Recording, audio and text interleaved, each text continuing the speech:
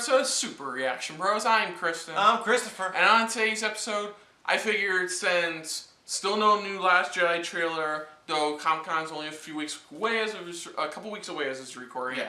I figured, you know what, while we wait, why don't we look at something they recently released, which was a featurette trailer talking about not only episode 8? Yes, episode 8. Episode 8, The Last Jedi, but the Han Solo prequel movie. Yes. Now, as far as we know, we didn't really research it.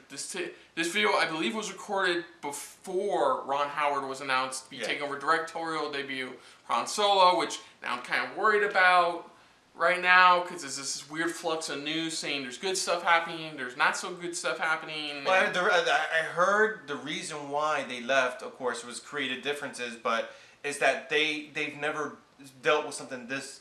Supposedly, this is what I was reading. Supposedly they weren't able to, for this large of a scale of a movie of how many fans you're dealing with. It's like it was so large that it's like they had different. I can understand that. I mean, there's a difference in the fan base between like the Legos and like Star Wars. Yeah, and it was just to them it was very difficult with the dealing with the creative differences. But you know what I find bullshit by that?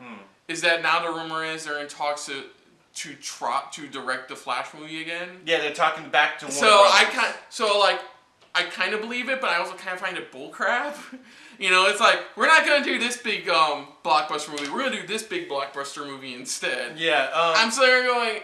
But that's the thing, though. A lot of people didn't like the directors because I heard that when they told the crew, the full crew there, pretty much about Ron Howard joining. They were all applauding. They were like, "Yes, you know." It's Ron Howard. I would have if Ron Howard came into this house and said, "I'm going to produce your show from now on," I'd applaud regardless. Well, that's the thing, though. That's what I said, though. It's just they applaud it, but it's like compared to when they told them about who the directors were before, they weren't as excited. That's why. Well, you know why? It's because regardless of how much. I'm just going to call him by their production name, Lord Miller. Yeah. Were like doing movie-wise, like the Lego movies. Yeah. The Last Man on Earth show, a bunch of other stuff. Regardless of all of that, this is their first time, really truly first time doing something this epic, like you said. Yeah. This large of a series. And I think they more saw DC. The reason they're back in touch with DC, I think they saw more of what they can work with. More of creative, work. Yeah. Because after the positive buzz Warner received because they actually let Patty Jenkins put her own thing to it. Yeah. Though a lot of people have said, the guy we watch online even said like the last third feels like it was written by Zack Snyder. But it felt like Patty Jenkins did this. It's like this is something where you could tell this is her film. And I think DC realizes that too now with look at the writer directors are getting for the future of their films. Yeah. Like I don't remember all of them off the top of my head, but like there's a bunch. And you know what? Ron Howard is perfect. Ron Howard. Honestly, he did. Ron Howard has proven so much within the film industry. Yeah. And having somebody attached to somebody like Star Wars, his name attached to Star Wars, I think is a very smart move. Yeah, it is, to be honest. But it's just enough chatting. We'll chat a lot more after we watch this. This is for the Star Wars: The Last Jedi and Han Solo featurette trailer. So here we go.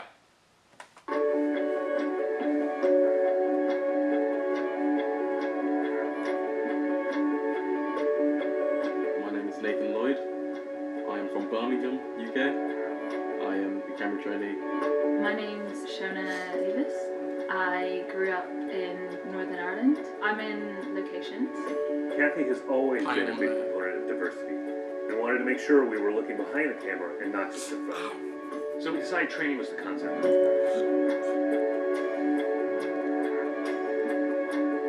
Oh, wow. What? My name is Brahim.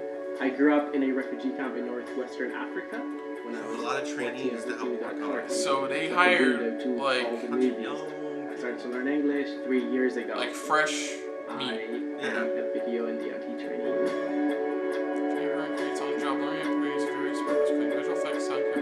You need that for Pixar. My name's Laurie Emily Brown, and I grew up in a small town called Larne, which is in Northern Ireland. I am a set PA in the Assistant Director Department. My name's Jordan Finchter. I grew up in Essex, a county just north of London. My role is sound trainee.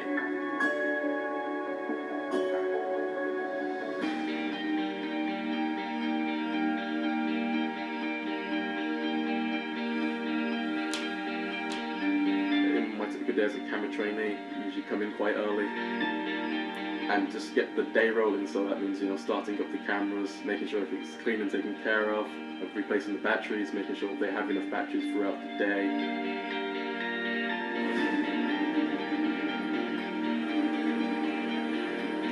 What we do is make sure that people can focus on the creative aspect of the film while we manage all the logistics.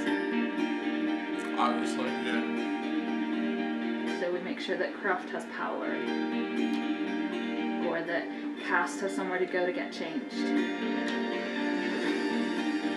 My job consists of coming in every morning and making sure that we are giving video feeds to the directors and to everyone else who needs a feed to be able to see what's happening on camera.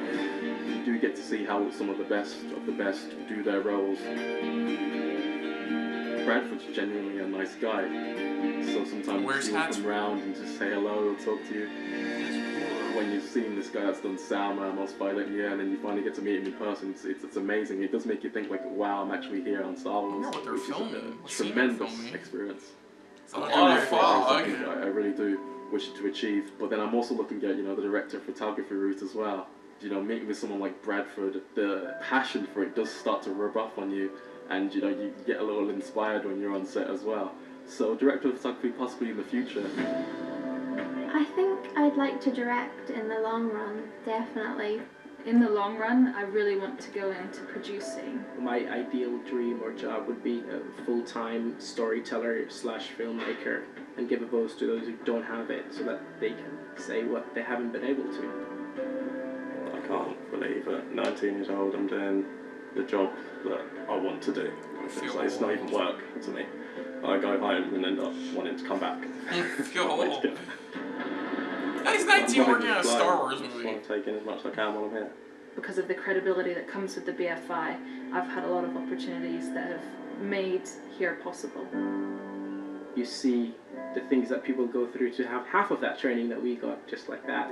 And that's when it hits you hard and you're like, oh wow, okay, so this is bigger than I even thought. Oh cool, that was the one thing only Star one Wars has shot. a unique platform.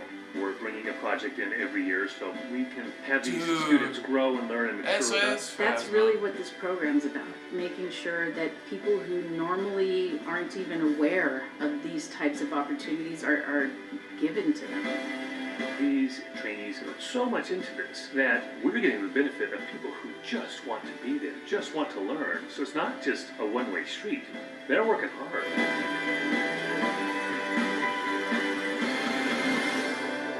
We just want it to be a level playing field for everyone.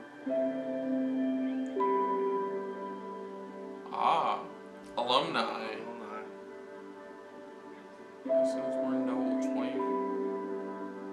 Wow, that's cool. So they take fresh meat from the school, from the film academy. So the trains are women's right From outside Greater London. Wow, that's cool. That's a whole lot of. That is cool. So that's what it was all about, really. It was just showing pretty much them. Again, they were just taking fresh meat from Film Academy and just throwing them to the wolves, pretty much. Oh yeah, we're not. Yeah, kind of in the wolves, pretty much. But at the same time, it's like they're throwing them right into the experience. I mean, already. it's Star Wars. That's why I said throw them into the wolves. The wolves are Star Wars.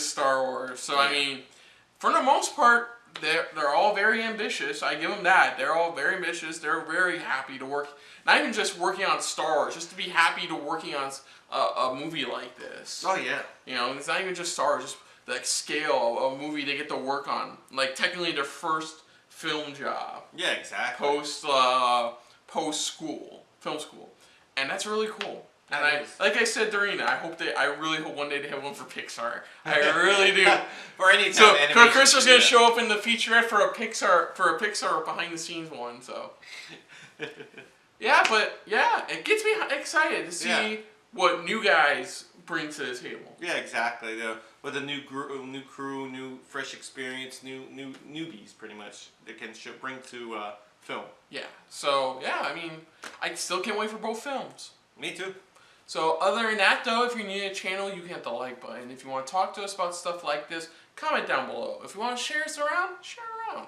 And if you like it's just a little bit more than anybody else, just hit the subscribe button down below or at the end of this video.